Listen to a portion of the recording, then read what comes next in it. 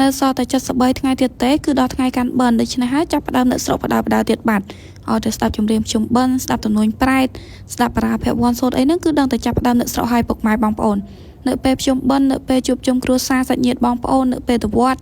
នៅពេលទៅបោះបាយបិណ្ឌជាដើមហើយខ្ញុំវិញគឺទៅបោះបាយបិណ្ឌរាល់ឆ្នាំអត់ឲ្យរំលងមួយឆ្នាំទេមួយឆ្នាំយ៉ាងហោចណាស់ក៏ទៅបោះបាយបិណ្ឌបាន3 4វេនដែរហើយពេលទៅបោះបាយបិណ្ឌហ្នឹងគឺក្រោកតាំងពីម៉ោង3ដាក់ដាំបាយទៅបោះបាយបិណ្ឌជាដើមពេលខ្លះបានទៅបោះបាយបិណ្ឌចឹងទៅក្រោកដាំបាយឲ្យម៉ែគាត់ទៅធ្វើការឲ្យស្ដាប់ឮទំនួញប្រែតនៅចិត្ត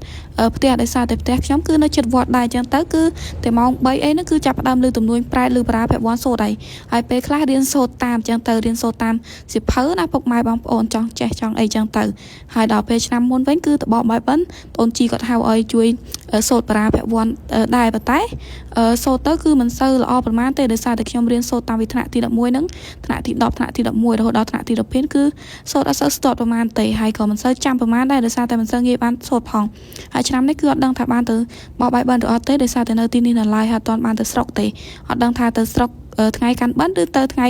ភ្ជុំបិណ្ឌដោយសារតែសាលាវាកងខែ9ដែរប៉ុន្តែអត់ដឹងថាបានទៅស្រុកឬអត់ទេណាមួយផ្ទះជួលបើសិនជាតម្រាំទៅស្រុកខែ9ហើយខែ12មកវិញអាចនៅផ្ទះជួលរៀងពិបាកបន្តិចបើសិនជាយើងអត់កក់ថវិកាណាបើសិនជាកក់ថវិកាទៅយើងចេះតែជួលទុកចោលទៅប៉ុន្តែបើសិនយើងអត់នៅក៏អត់អីដែរប៉ុន្តែបើជួលហើយអត់បានចំណាយថវិកាជួលទេហើយទុកផ្ទះជួលចោលដឹងតែផ្ទះហ្នឹងគឺអត់បាននៅទៀតហើយអញ្ចឹងក៏ពិបាកអត់ទាន់ហ៊ានសម្រេចចិត្តថាខែ9ហ្នឹងគួរ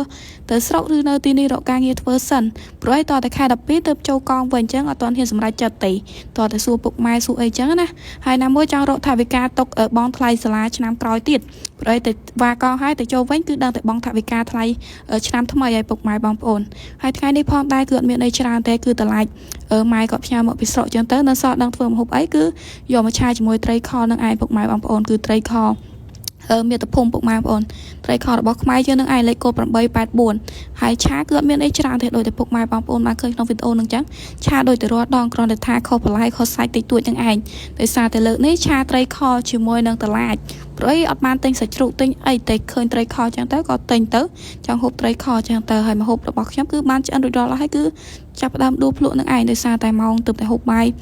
ម៉ោង11 12នេះឯងហើយបន្ទាប់ពីនេះហើយគឺចាប់ផ្ដើមដួសដាក់ចាននឹងឯងពុកម៉ែបងប្អូនគឺតំណងមើលតំណងចេះតែហូបសិនទៅហើយតម្លៃហ្នឹងគឺនៅសល់រៀងច្រើនដែរអញ្ចឹងក៏ដាក់ចាហើយទៅព្រោះចង់រកចាស់បាត់ហើយឆាជាមួយនឹងត្រីខពីដំបូងឡើយថាចង់ឆាជាមួយសាច់ជ្រូកប៉ុន្តែពេលចុះទៅទិញនៅខាងក្រោមទៅអត់មានសាច់ជ្រូកឃើញត្រីខក៏ទិញត្រីខយកមកជំនួសវិញទៅហើយថ្ងៃនេះផងដែរគឺទិញផ្អែមយកមកហូបដែរដោយសារតែខានហូបផ្អែមយូរហើយអញ្ចឹងក៏ទិញផ្អែមបាញ់ជំនឿទៅពុកម៉ែបងប្អូនហើយនេះគឺបងអែមគឺទំនងខ្លាំងមែនតើដោយសារតែខានហូបបងអែមបាញ់ជំនឿយូរដែរហើយតាំងពីនៅស្រុកពេលនៅស្រុកក៏រកទិញផ្អែមបាញ់ជំនឿអត់បានដែរដោយសារតែឥ